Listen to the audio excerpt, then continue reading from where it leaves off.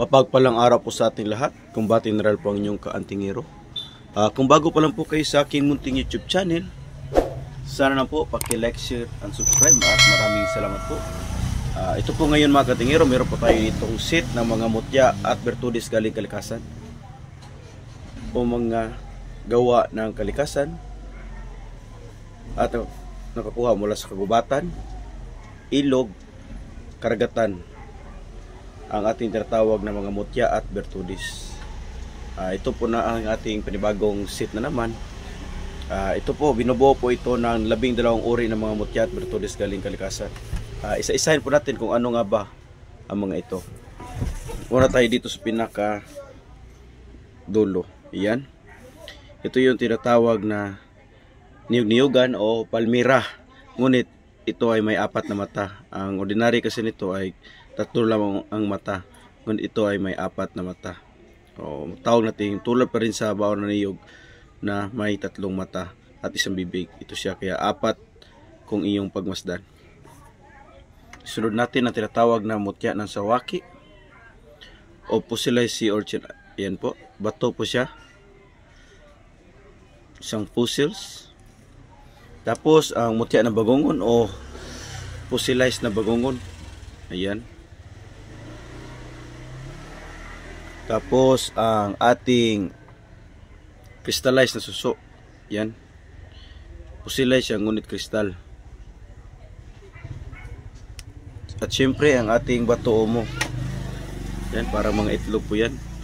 Hindi yan perfect, hindi tulad ng iba na perfect. Kadalasan kasi ng nagsilabas ng bato omo ngayon ay yung mga ceramic balls, kaya mag-iingat po tayo.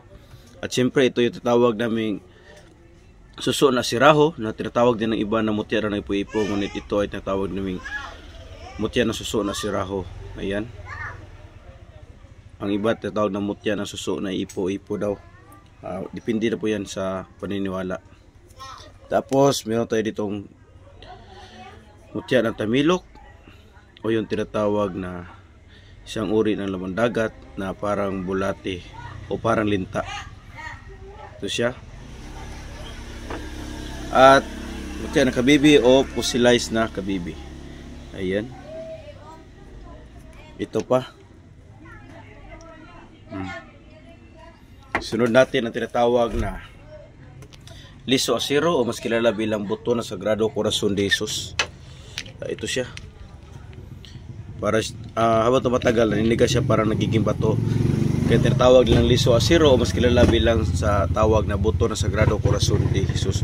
Sumisimbolo sa Sacred Heart of Jesus. Yan, kasi parang puso ito kung yung pagmasdan na uri ng buto ng punong kahoy. Sunod natin ang fossilized na kohol o mutya ng kohol. Yan. Tapos tinatawag naming maya-maya. Ito yung babae na maya-maya. Dalawang uri kasi yung maya-maya. Yung lalaki, yung pahaba, at yung pabilog naman na malaki. Ayan, tinatawag naming babae na maya-maya. At tinatong nilinisan yan. Maya-maya. O mas kilala dito sa Mindanao bilang tinatawag na pamuak. Kasi marami nang nakapagtestimony nito. Ito ay panira ng baril. Kaya tinatawag na pamuak. Tinawag naman ito maya-maya kasi pag hindi pa ito nilinisan, para itong maya na ibon kung iyong pagmasdan. Siyempre, para makumpleto ang 12, ang tinatawag na dahong kurutan o dahon na pangubol. Yung dahon na parang karton, pag nakain ito ng mga baboy ramo sa kabundukan, kaya pag hinahunting, may kabal na taglay yung baboy ramo pag nakain niya ang uri ng dahon ito. Yan po ang ating 12 uri ng mga mutya at bertudis galing kalikasan.